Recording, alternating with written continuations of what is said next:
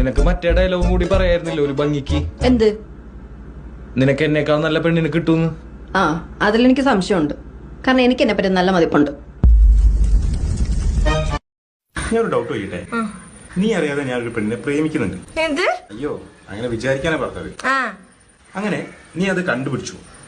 അപ്പൊ നീ എന്നോട് ക്ഷമിക്കോ? അതോ ക്ഷമിക്കും? ഉറപ്പായിട്ടും. അതെന്താ അങ്ങനെ? മരിച്ചവരോട് ക്ഷമിക്കണം എന്നാണല്ലോ.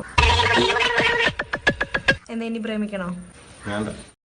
ചില ഇങ്ങോട്ടൊക്കെ കണ്ട് ഒരുപാട് നാളായി. എവിടെയായിരുന്നു? ഇപ്പൊ സീരിയലൊക്കെ ഉണ്ടോ? സീരിയലിനുണ്ടോന്നോ?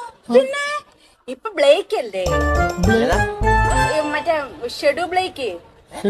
ഓ, ഈ സീരിയലൊക്കെ നടന്നുകൊണ്ടിരിക്കുമ്പോഴേ ഡയറക്ടർ അവിടെ നിന്നോട്ട് വിളിച്ചു പറയേ, ഇനി ഷെഡു ബ്ലേക്ക് എന്ന് ഉറക്കം വിളിച്ചു പറയും. അത് കഴിഞ്ഞ് പിന്നെ 2 ആഴ്ച കഴിഞ്ഞ് തുടങ്ങത്തുള്ളൂ. ആ, ഷെഡ്യൂൾ ബ്രേക്ക്.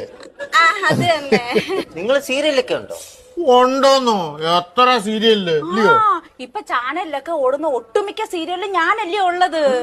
ഈ കണ്ണീർ കടലിലെ കളിവഞ്ചി എന്ന് പറഞ്ഞ ഒരു സീരിയൽ ഉണ്ടല്ലോ, അതിനകത്ത് സൈക്രാറ്റിസ്റ്റ് ആയിട്ട് അഭിനയിക്കുന്ന ഞാനാ. സൈക്കാട്രിസ്റ്റ്? ആ, അത് തന്നെ. മനസ്സിലുള്ളത് ചെയ്ഞ്ഞെടുക്കുന്നേ അത് ഞാനാ.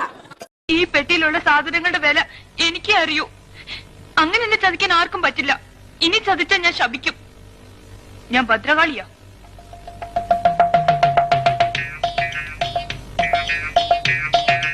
ഞാൻ ജീവനായി കൊണ്ടു നടക്കുന്ന വിലപിടിപ്പുള്ള സാധനങ്ങൾ ഇതിന്റെ ഉള്ളില്. ആർക്കും അതിന്റെ വില മനസ്സിലാവൂല, എനിക്കേ അറിയൂ.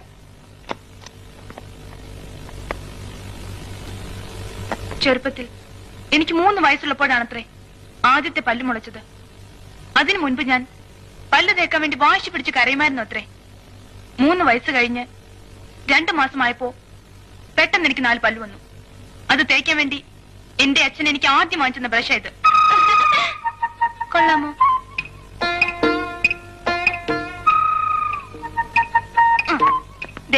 എല്ലാവരും ഇത് കണ്ടോ? എന്റെ 3ാമത്തെ വയസ്സില് പിറന്നാൾ നമ്മ കൈകൊണ്ട് തുന്നി തന്ന ഉടുപ്പാ ഇത്. ഞാൻ മരണം വരെ കളയും.